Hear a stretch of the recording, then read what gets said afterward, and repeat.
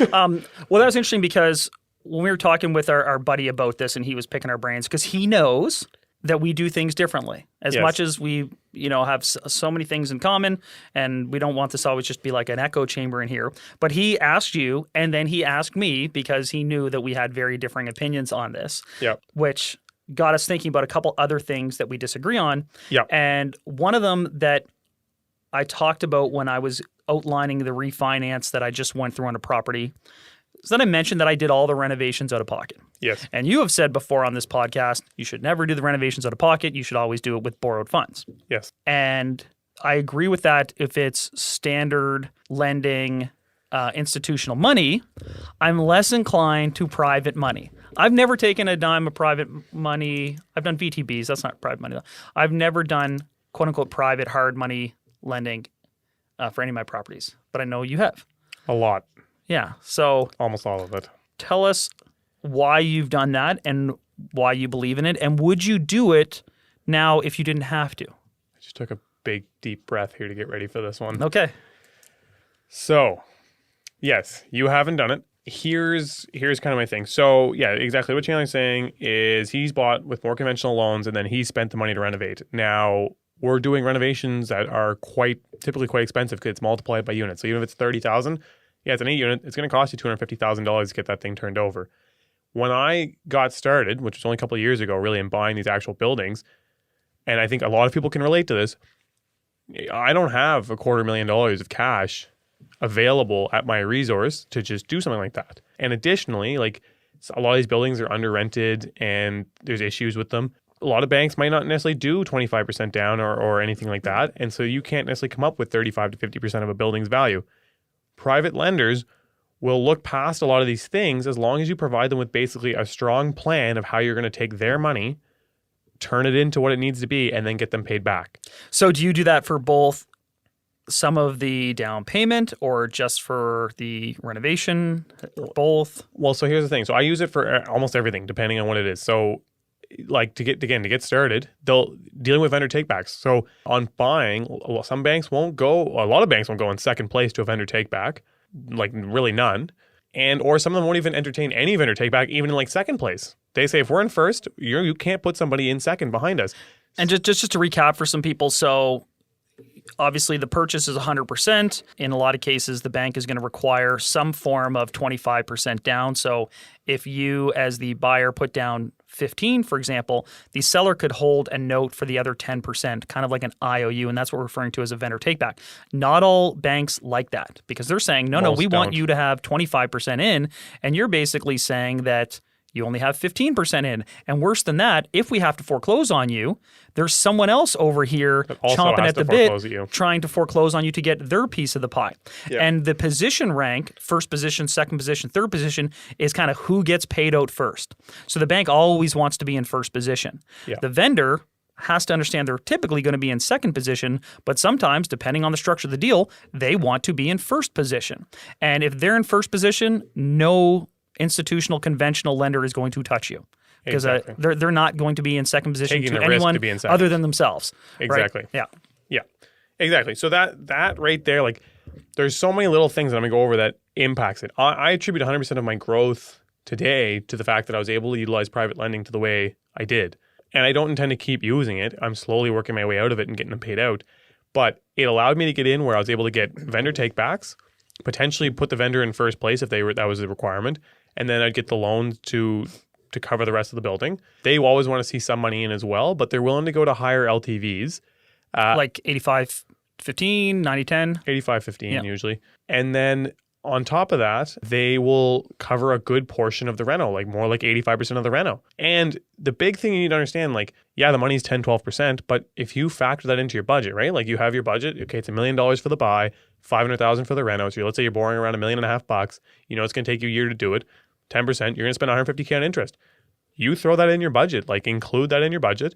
They'll even help to kind of finance and cover it. Like some of them will either do an interest reserve or they'll build it in there. So you kind of, when you get your draws, it's already built into the fact that a portion of it goes back, right? So that allowed me to grow rapidly and get the money because financing is the hardest part on these when you're getting started. 100%. And so they allow me to do it. The other thing is their pace. Like when you deal with some of these other more conventional lenders, I need a draw, they're going to want to send in an appraiser. It's going to take the appraiser a couple days, if not a week, to get everything turned around. Then it's going to take them a couple days. They might have some questions. It goes back and forth. You're not seeing money for 2 weeks from the day that you ask for it. Maybe a week if things are bang on, but 2 weeks, honestly, 2 weeks. Private lender, you can build a relationship with them. They'll just send out one of their own guys, or you get to a relationship where you don't even need that. You can send them pictures. They'll have the money with you in 24 hours or same day. I've messaged my private lender 10 a.m. in the morning, 3 p.m. the money's in my account. Right? So when you're in a pinch, like this stuff gets stressful, right? Like when we started, I know when I started, I was like scraping at negative. Like I had no money. I was every single dime was going to these buildings. Yep. To be able to get a draw like that, knowing that I had like a bunch of payments coming out the next day and all that, was extremely important to being able to keep operating and growing the business and going forward. And the other thing is they can be super flexible. So like right now I was making a purchase and I couldn't get my refinance takeout completed in time to close on the next property. They were able to provide a bridge loan. And like 2 days before closing, I'm able to call them.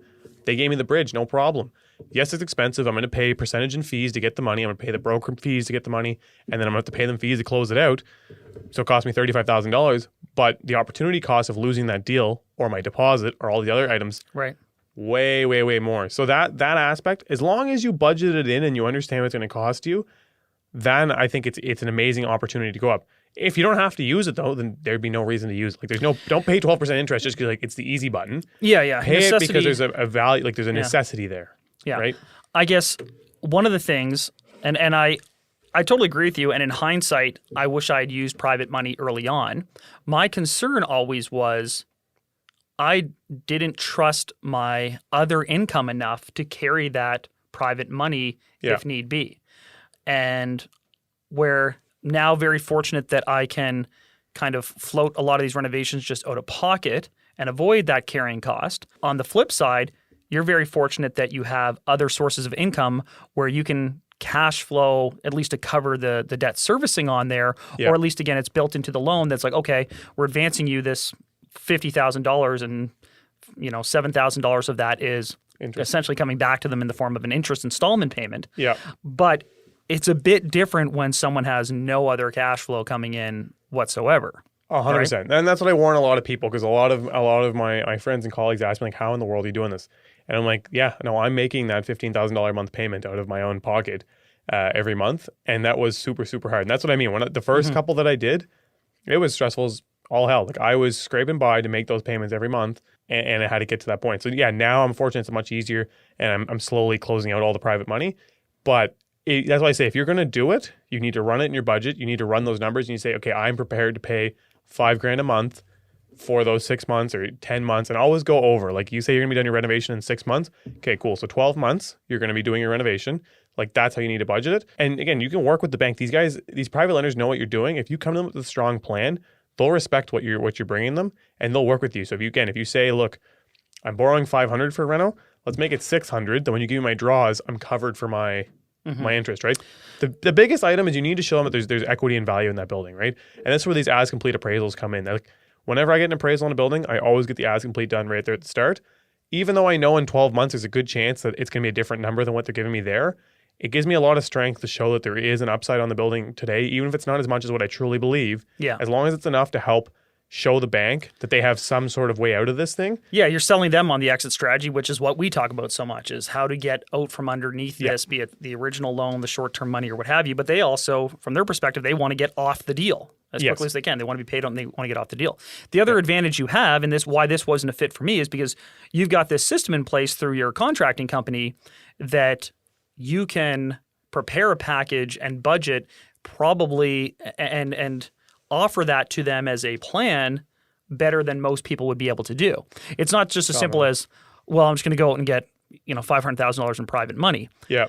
If someone will give that to you with no plan, I'd be extra concerned about that. But if they give it to you and you don't have a plan, that could get really dicey in a hurry. I don't own a contracting company, and it took a while for me to build up a team of people who I felt I could trust, and I have them now, where I'd be in a better position to say, okay, here is the actual expense and draw schedule for the length of the project. I kind of more shoot from the hip with some of my renos, so it takes a little while to find out, all right, what exactly are we per unit? What are we doing material-wise on each one? And of course, things change.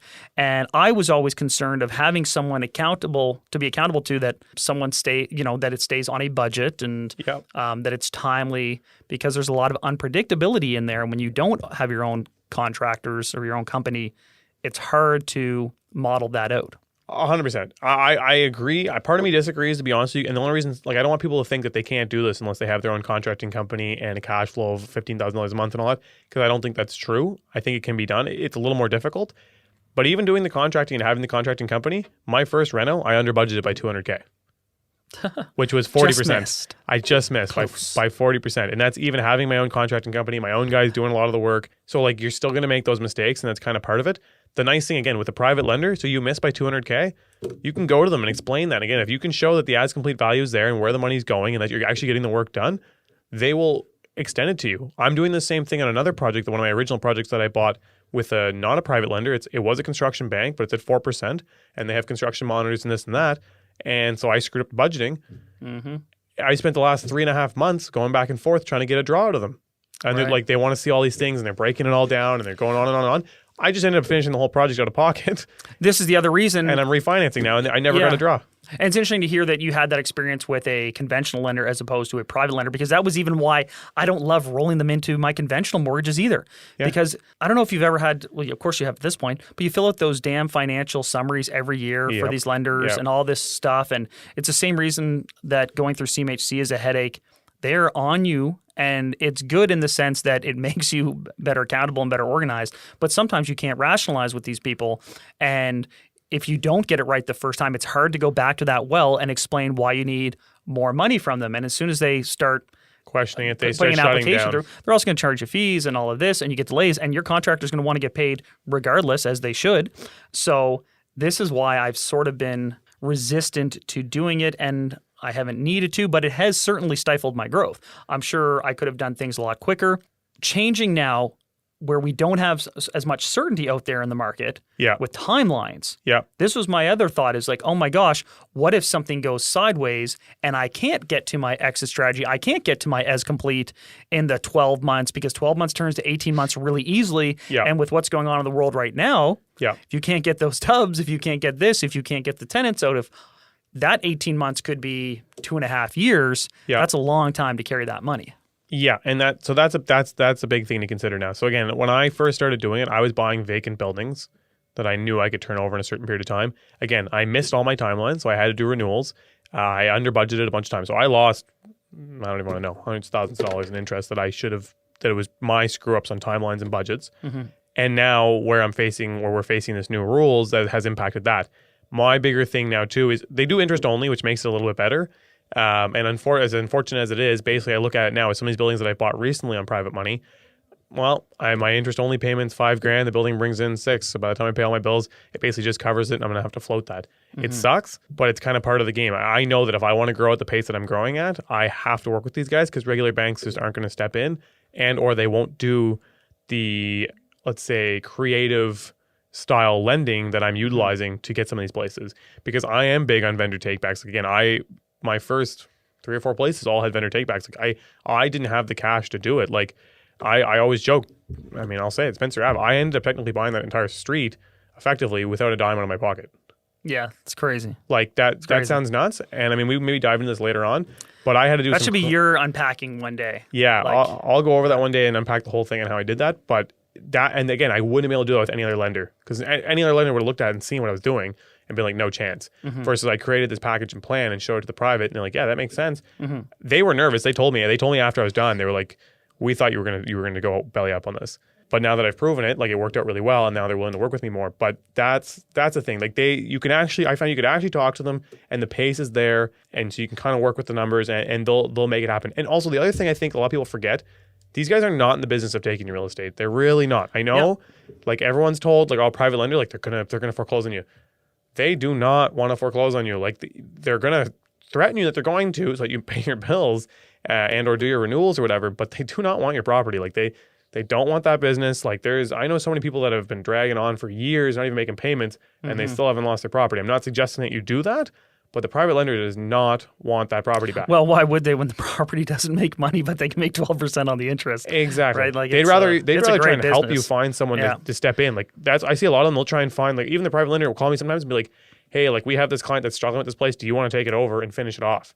Right? Because they'd rather see someone step in that can finish it and get it closed out and get everyone's money back than closing on the property that's half finished or isn't worth what they're into it for. All those kinds of things. So you can work with them. Again, I know we said in, like, I think it was last episode that I said the bank's not your friend, but you can. The private lender, it's a business. You guys are working together as partners more so than just they're giving you money and they're telling you that we want to screw you. When I was broke, I had rich habits.